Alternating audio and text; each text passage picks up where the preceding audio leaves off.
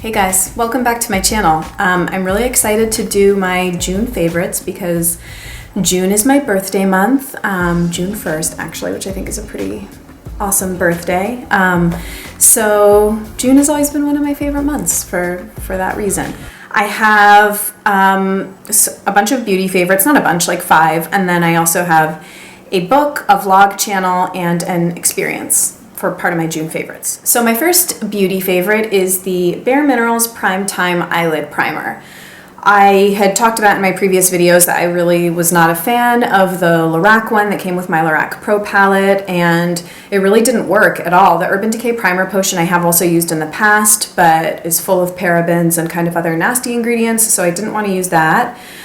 I have tried more natural eye primers too, like the All Natural Face I've tried, and I can't think of any others off the top of my head, but that one did not work at all. I've heard good things about the Gabriel Cosmetics one, so I might give that one a go, but overall I'm really happy with this. It works much better than the Lorac one, and no creasing, my eyeliner wears really well with it, and yeah, overall I think it's a really great product.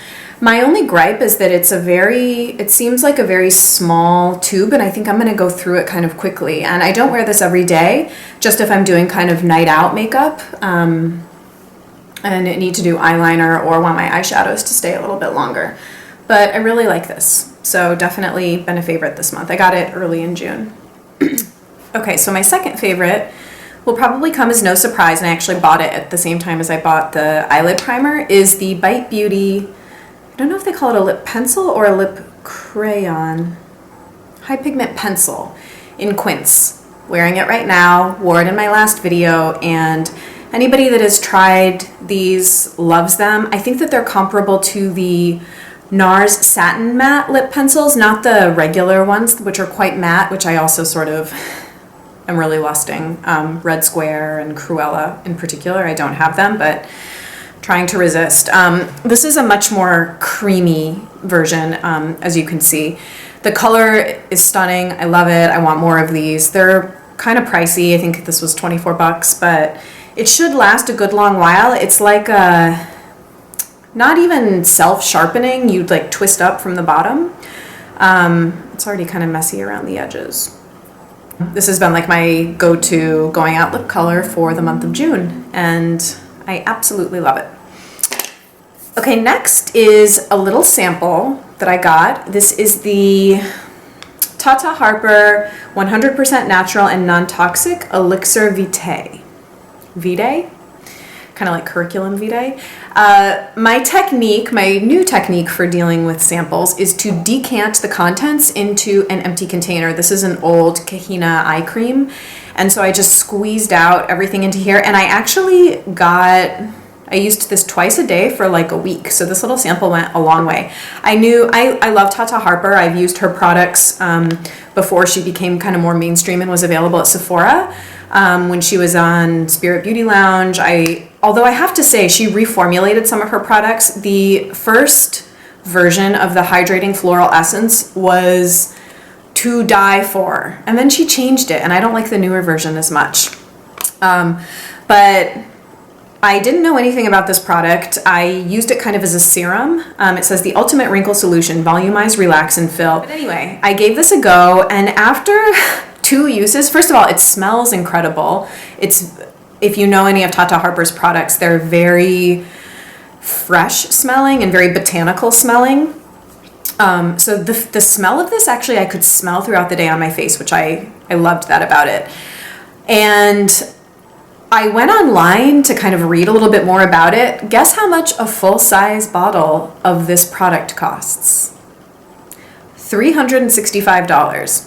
So I clearly won't be buying it anytime soon, although I have to say, if I were a little bit older, maybe in my 40s or in my 50s, I would definitely, if I was seriously considering something like Botox, I would probably buy a bottle of this and see how it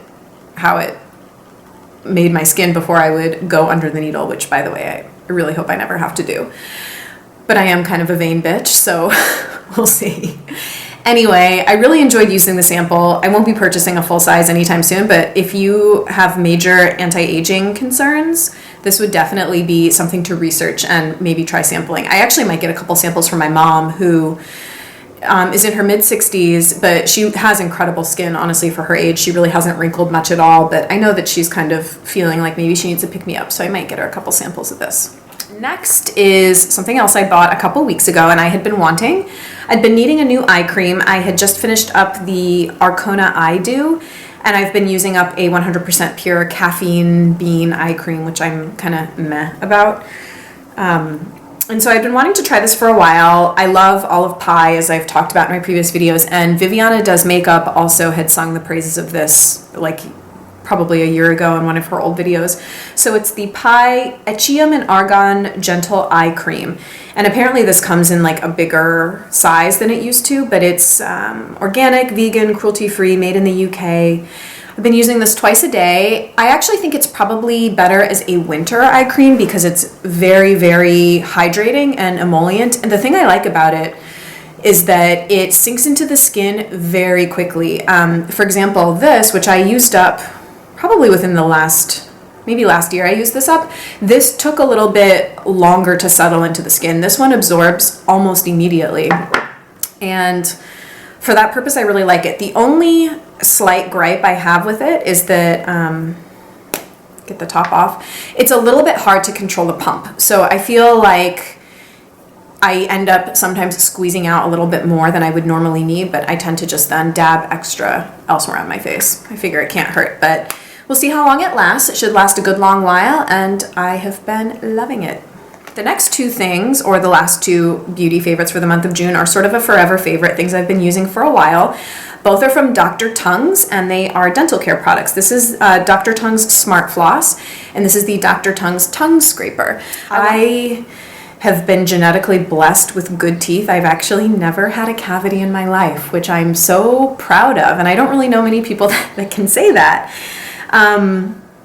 But I try and take very good care of my teeth. I didn't start flossing until I was like probably in my early 20s.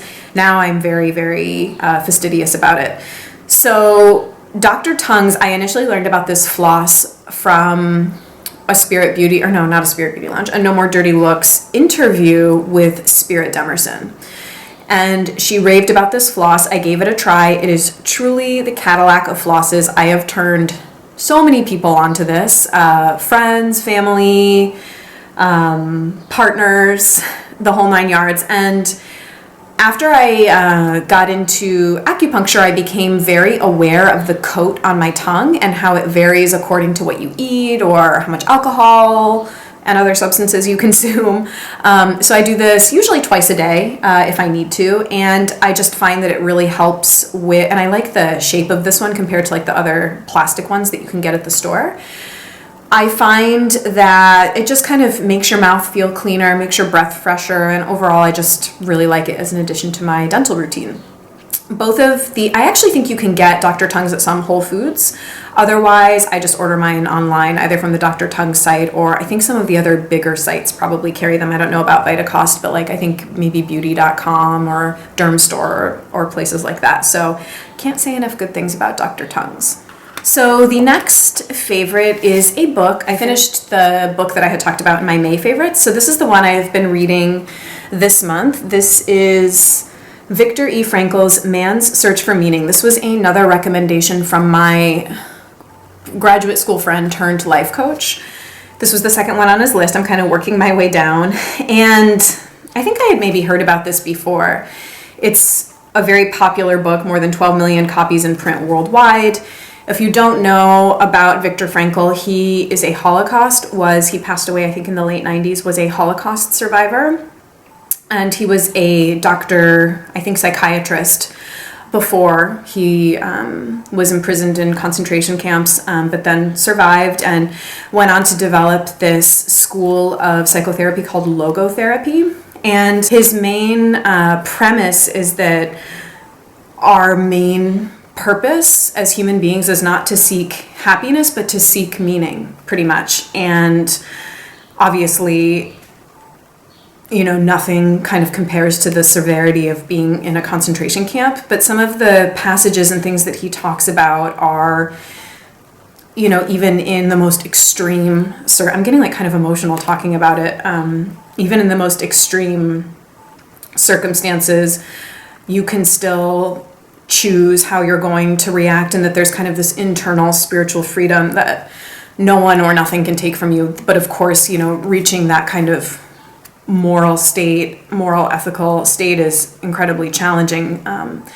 I don't know. It's a quick read. The first half is sort of his autobiography of being in the several concentration camps he was in, and the second half of the book, which I still have to read, is his logotherapy in a nutshell. So I won't go on too much about it. I'll probably start crying if I do, but I've been reading this, before bed, and just kind of is helping to really keep what's important in perspective. So highly recommend if you need kind of some spiritual soul vitamins in your life. My other favorite is a YouTube channel and kind of a broader category of vlogs, which is lifestyle vlogs. So I've been a fan of Essie Button's beauty channel for a while, and the whole concept of watching people's lifestyle vlogs eluded me for a while. I was sort of like, why do I want to watch these people kind of like go to the grocery store or take their dog for a walk or whatever? But then I got hooked. And actually, probably my favorite YouTube channel of all time is Viviana Does Makeup. I don't know why. There's something about her, her demeanor, her aesthetic, her approach to life that it really resonates with me. I also really like Essie Button. She just seems like such a sweet, funny girl. And her vlog channel, Essie Button Vlogs, I've been like going back from and watching from the very beginning and having like a marathon. I don't understand why. I even got on to Google Scholar to see if there had been any academic scholarship either in communication studies or new media or cultural studies about YouTube and vlogging, lifestyle vlogging in general. I found some stuff. There's actually a couple books on Amazon I might order because I'm trying to understand why I like it so much, honestly. I'm a big fan of reality television, even though I know that like Real Housewives and Kardashians and stuff, it's incredibly scripted and not real. But there's something that's always been appealing about it to me, and I don't know if it's sort of my inner sociologist that really gravitates to it. I would love to interview people that watch people's lifestyle vlogs to understand what it is that they like. So yeah, Essie Button Vlogs is been my favorite YouTube channel of the month and what I've been marathoning, I guess. And then my last favorite was an experience. I was in New York last weekend. I was there to see a couple shows, and one of them was something called the All Day I Dream Party in Brooklyn. And All Day I Dream is a house music label run by a UK DJ producer called Burridge. Incredible human being. Don't know him personally, but his energy is beautiful and infectious. And it was a beautiful day. I don't know how many people were there. I'll be inserting some pictures. And it was just a magical experience. Everything kind of came together. The music was incredible. Actually, I'll insert a little clip right now so you can get a gist for what the scene was.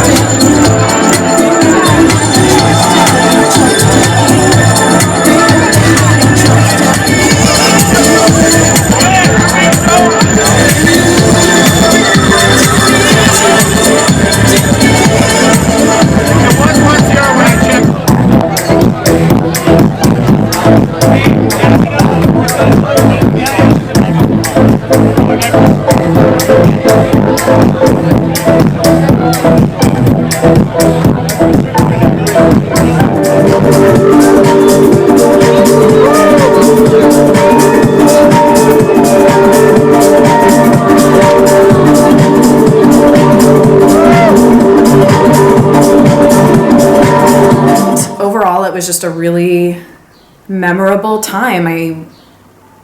The music was incredible. At one point I was dancing way in the front, shook hands with Lee. I actually met him and got a picture with him afterwards at the after party, which I'm not going to insert here because it's very unflattering of me.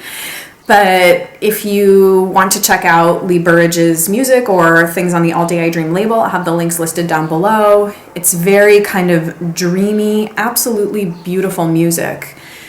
And I'm really in love with it. It's just amazing. And I hope that I get to go to some more of those in the future. So that's it for my June favorites.